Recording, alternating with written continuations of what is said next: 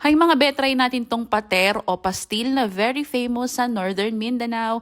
Dito namin siya tinry sa Pater, Al Kuwait, pero everywhere naman sa mga street food, meron itong pater.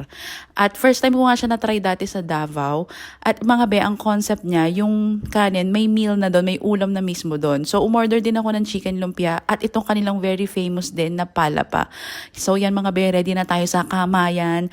At napakasarap ng pater nila. Very malasa. Yung kanin din may lasa na siya, para nanuot dun yung sauce ng pastil. So may 3 options ka, yung beef, yung pork, and tuna. So ang tinry ko for today's video ay yung beef nila mga be.